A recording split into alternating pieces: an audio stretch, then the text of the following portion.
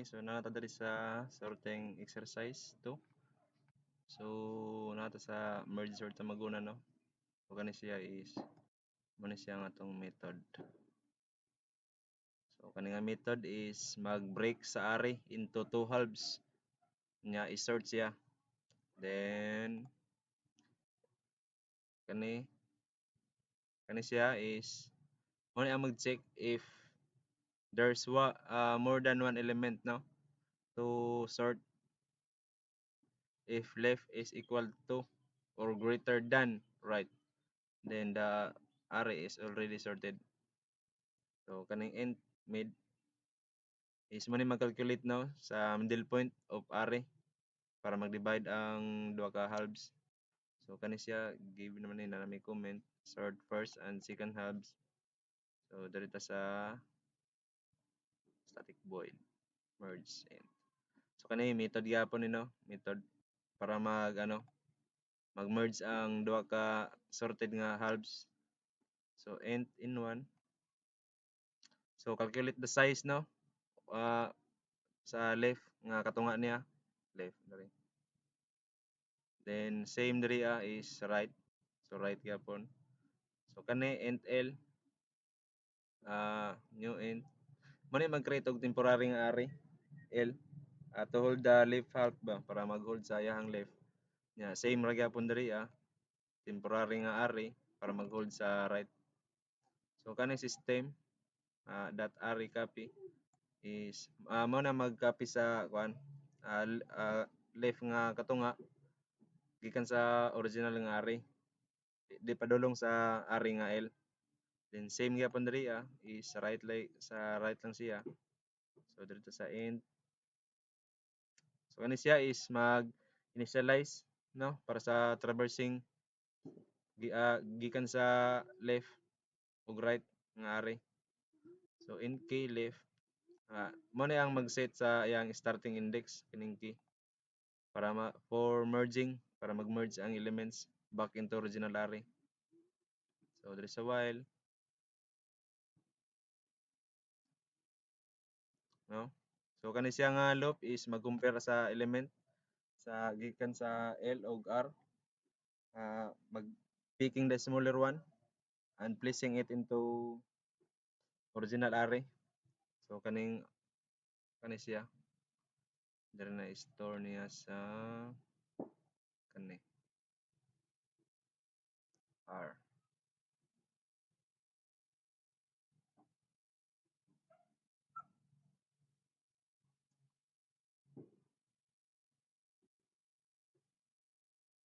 Then else otherwise i-place niya sa element place the element from the right array kani siya kato no sa R key kani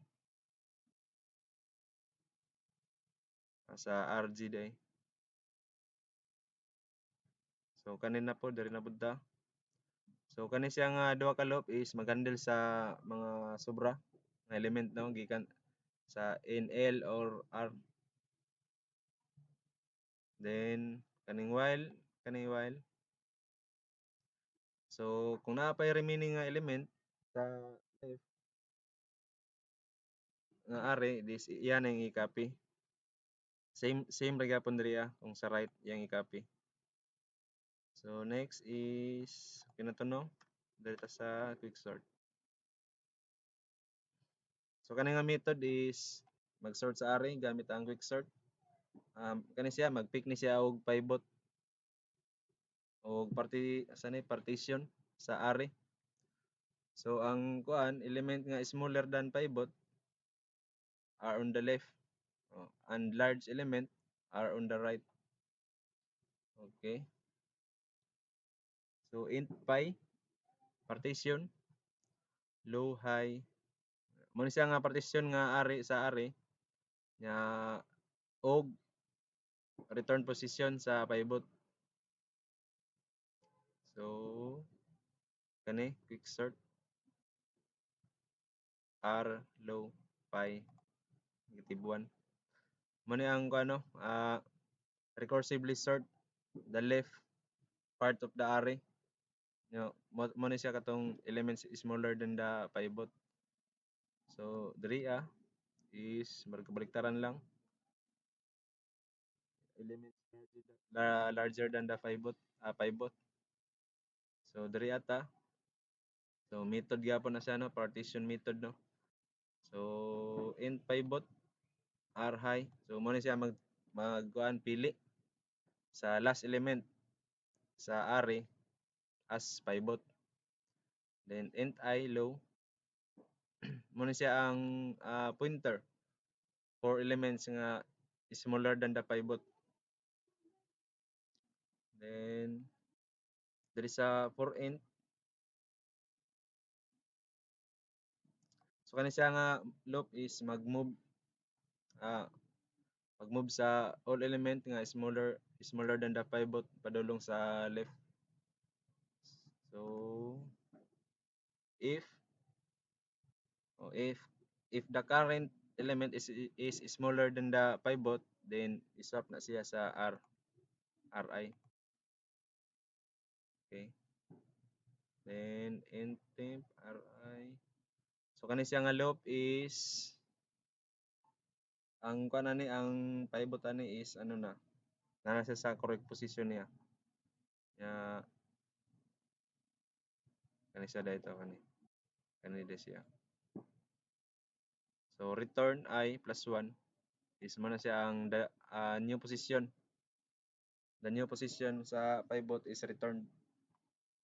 So diri ta sa heap sort kani siya method gyapon ni no, static heap sort is method na siya.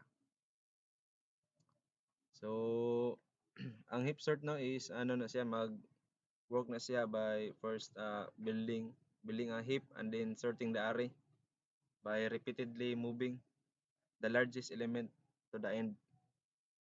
Okay. So for sayang first loop no is mag-build siya og max heap gikan sa array by calling heapify on each node starting from the middle. Okay, sa tunga gid siya magsugod.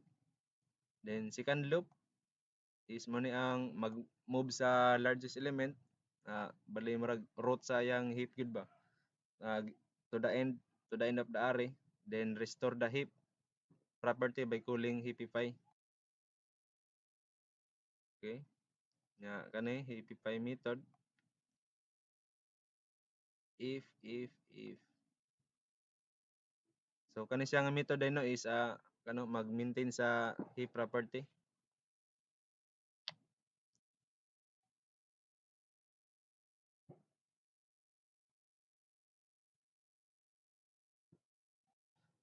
Okay, so diri ta sa kani diri ana na, so if largest, so kani siya kabutan na is mo ni siya ang mag-check sa largest value. This check if the largest value is not the parent. So dito sa int swap ri, mo na siya ang temporarily store the parent value.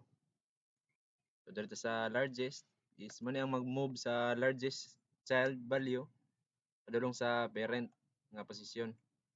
Same ra gyapon diri dili. Place the original parent value in that child's position dai na siya. Sorry. Then heapify kani,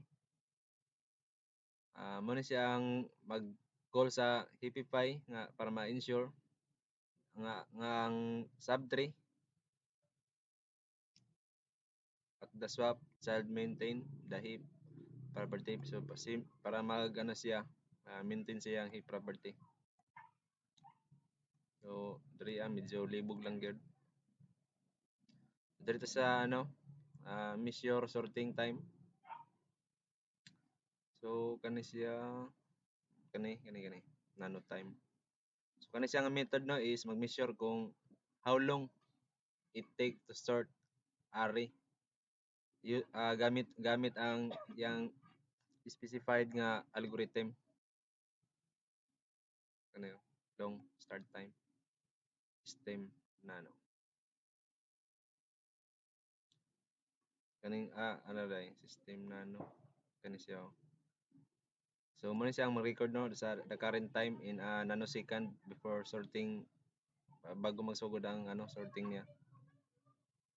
So dito sa if mo siya kani. So bali murag magpili man tani di ba? So based sa ano sa tong gi-choose nga sorting algorithm. So mo siya mag-call sa iyang kan respective nga ano sorting method. So nagamit siya og equal method to ano equals na method no para mag-compare sa string algorithm with sa pangalan sa ano sorting algorithm. Then long end time system nano time is mo ni ang current nga ano time sa sorting. Long duration mananon siya convert to ano millisecond system. So siyempre mag-print sa ano sorted array ug sa oras nga kuan sa oras na human gamit ang itong array dot to string dot r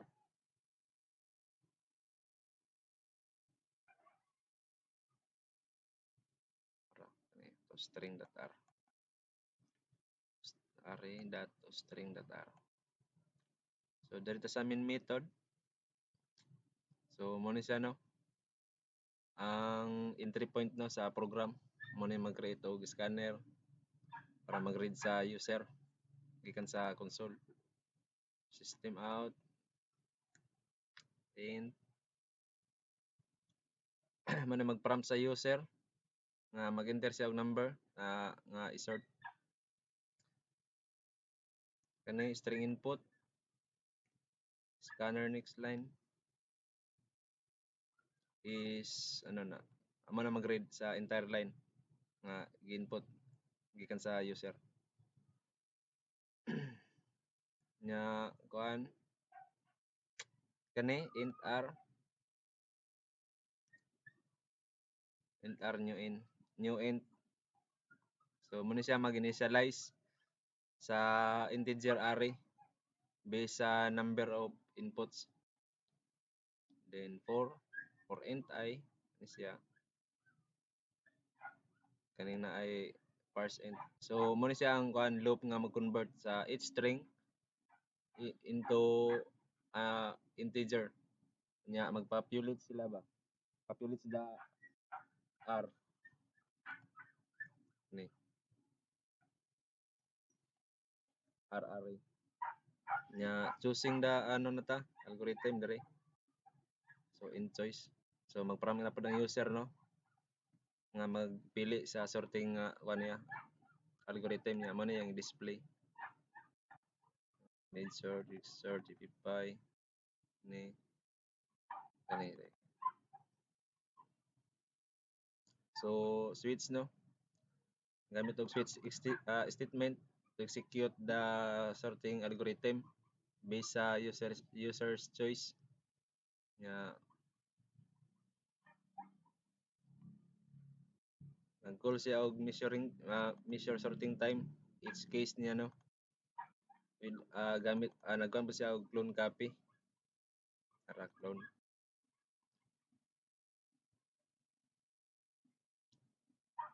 para makuan para ang iyang original nga data is ano gyapon intact nga case 4 so ira niya ang iyang kuan tanan sorting algorithm nga i-compare ang performance na default nga mo ni mag-handle sa invalid input nga nya i-notify ang user nga siyempre scanner para ma-free up ang system resources so kadto lang thank you